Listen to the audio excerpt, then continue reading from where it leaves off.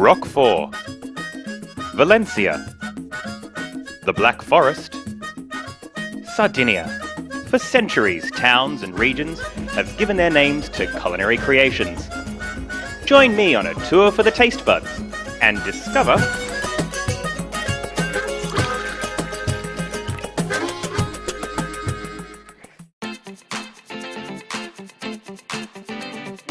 Hey there, food lovers! We've made it to our 21st episode. Last week we explored Bologna and discovered that the world's favourite pasta dish, spaghetti bolognese, is a load of baloney.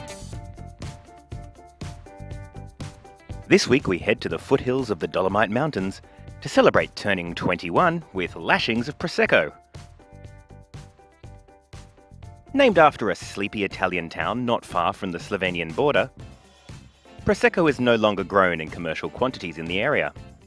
Instead, production is focused on a lush green region known as the Prosecco Hills, about 150 kilometres away.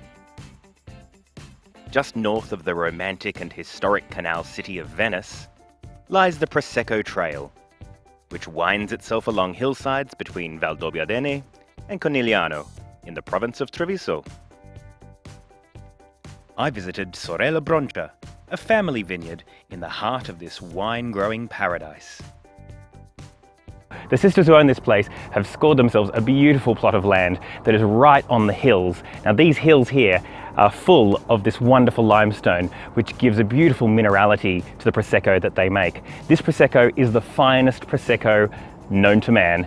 Just to my right here, you can see a road, and that is the cutoff for where this kind of Prosecco can be produced. Just beyond there are plains full of clay. Now this is good Prosecco, but right here is the Prosecco Superiore, and that's the one you want.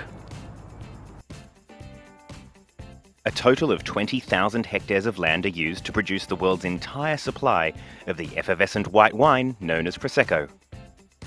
Prosecco starts its life as a juice from the Glera grape, which was cultivated by the ancient Romans. I was lucky enough to taste it straight from the tap. So this is the Glera grape juice. It's not yet been fermented, so I'm lucky enough to try it before it's even become Prosecco. Let's see how it goes.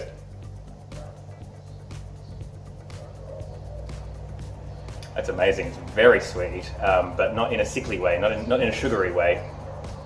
There's definitely some strong floral notes there. I can't wait to see what it turns into.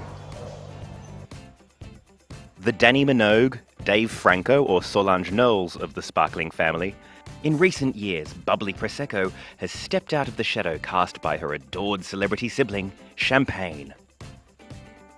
So what's the difference? Well, for starters, the price point is a big drawcard for many. It's easy to find great quality Prosecco for around €10, and that's because of the tank method that's used in production.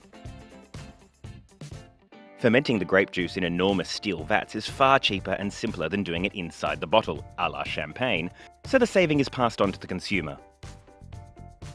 The resulting wine is cleaner, allowing the aromatic flavours of the Glera grapes to shine through. I tasted a few varieties to find my favourite. So here is the final product.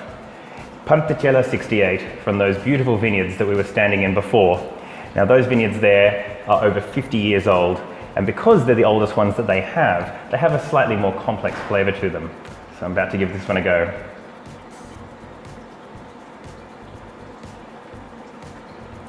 Delicious floral notes, there's notes of acacia, apparently wisteria as well, although I wouldn't know what wisteria tastes like, but it does smell just like a summery garden.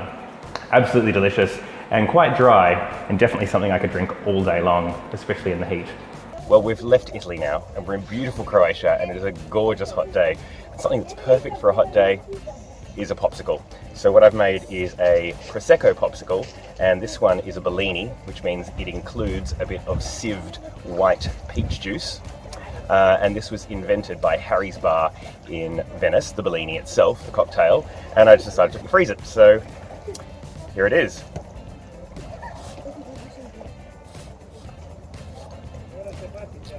Tasty, a little bit boozy, it's a good grown-up refreshment for a hot summer's day.